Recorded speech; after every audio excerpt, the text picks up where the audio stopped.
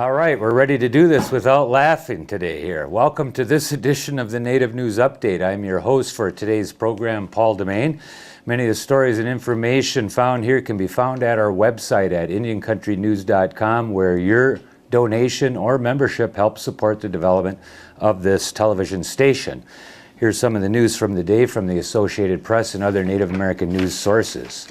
Members of the Mashpee-Wampanoag tribe have elected a new leadership. Tribal Council member Cedric Cromwell was elected February 8th as the new chairman of the Cape Cod tribe in the first vote since former leader Glenn Marshall resigned in disgrace. Marshall quit following revelations in 2007 by the Cape Cod Times that he had been convicted of rape and lied about his military record. He also admitted funneling $4 million to an account to pay illegal campaign contributions and personal expenses. He has agreed to plead guilty to federal fraud and corruption charges. Cromwell will lead the 1,500-member tribe for the next 4 years after defeating a tribal elder, Putman Peters, and Mashpee selectman George Green. The Times reports that council member Aaron Tobey will now serve as vice chairman, and Marie Lopez Stone ousted Desiree Hendricks Moreno for this position of secretary for the tribe. Lawyers and lobbyists topped the list of industry groups that donated money to political campaigns in Oklahoma in 2008, according to campaign records submitted to the Ethics Commission. Along with the oil and gas industry, attorneys and lobbyists contributed nearly $3.7 million, or 20 cents of every dollar, to the various campaigns, the Tulsa World reported. In all, donations totaled about $19 million. At least $1.9 million was given to legislative candidates and the Oklahoma Corporation Commission by lawyers and lobbyists, and the oil and gas industry donated at least $1.8 million. Tribal governments, largely the Cherokee, Choctaw, and Chickasaw tribal governments, ranked number 4 in industry contributions, providing a collective $722,000 to candidates. St. Louis County, Minnesota is considering restrictions on residents recording some board meetings after a commissioner complained. Commissioner Keith Nelson of Eveleth says he's concerned that snippets of board discussions are being edited and taken out of context to make people look bad. He asked for a legal opinion about whether the board could ban private residents from recording meetings. The group We Are Watching records many board meetings and often posts audio and sometimes video on the group's website. Nelson claims that excerpts of the board's January 20th discussion of the issues of tribal lands being removed from property tax rolls was forwarded to tribal officials. Nelson and other commissioners strongly oppose increasing tribal trust land in the county. We Are Watching spokesman Kevin Squire Brown says Nelson's request is aimed at stifling public access to meetings. We Are Watching his website can be accessed at www.northernmnnews.com. The New Mexico House of Representatives Health and Government Affairs Committee passed a bill February 10th that will allow Native American tribal governments to provide timely input when counties are considering proposed subdivisions. Sponsored by Representative Ray Begay, the committee's substitute for HB 37 incorporates tribal governments into the existing process under the New Mexico Subdivision Act. That enables certain public entities to provide formal opinions to boards of county commissioners as part of their decision whether to approve a subdivision plat. The amendments would simply add tribes to the existing list of agencies that would be called upon to provide an opinion on the human and environmental impact of a newly proposed subdivision.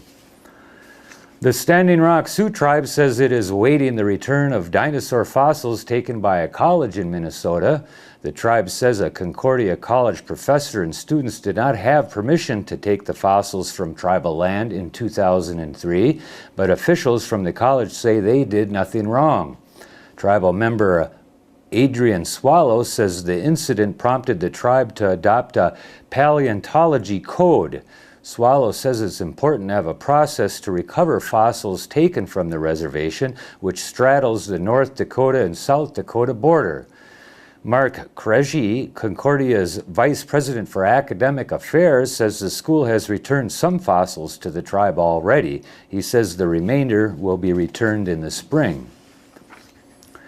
Jennifer Courte of the California Indian Basket Weavers Association, or CIBA, tells listeners why CIBA is calling for a careful review of a new national rule enacted by the U.S. Forest Service on the On Native Ground radio program on February 12th.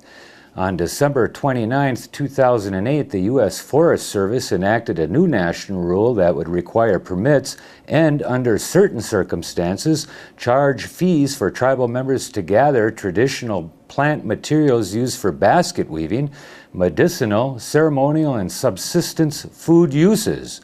Called the Sale and Disposal of National Forest System Timber, Special Forest Products, and Forest Botanical Products, the rule was temporarily delayed by the Obama administration on January 28th, and a new 30-day public comment period was open. Comments are due by March 2nd. For more information, you can go to the website www.ciba.org. If you want to listen to the program on the morning of February 12th on Native Ground, Where Art Speaks, you can find that at KDVS 90.3 FM out on the West Coast from 8:30 a.m. to 9:30 a.m.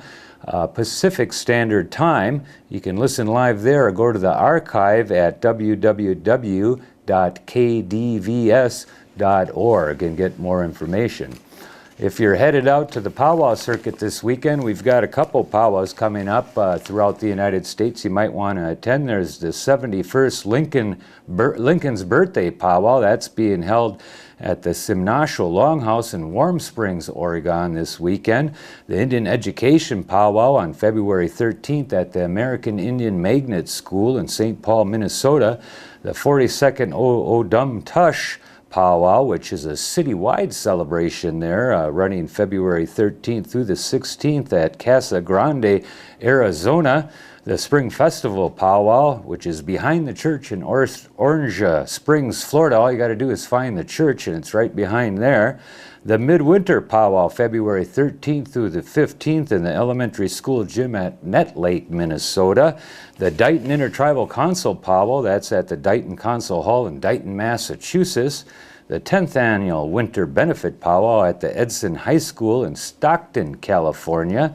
The Hand Drum Contest here coming up at the LCO Casino and Convention Center on Saturday, February 14th. And a reminder that there'll be a live stream from around 1 o'clock until 9 p.m.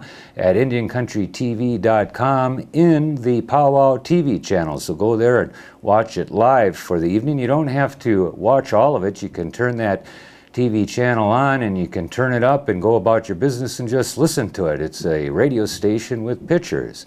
There's the 11th Annual Cherish the Children Powwow coming up at Central High School Gym in St. Paul, Minnesota as well on February 14th and 15th. And the Indian Council Winter Powwow at the Kansas City Community College, Kansas City, Kansas. One more as well, the 12th Annual San Antonio Powwow, February 14th and 15th at the Crossroads Convention Center Mall down in San Antonio, Texas. And boy, I wish I was headed south with all this winter weather up here on the Courte Reservation. That's the latest roundup of news from Indian Country on this edition of the Native News Update. We want to thank our underwriters for helping us with this broadcast and for you stopping in to watch it. Join us again really soon. Thank you.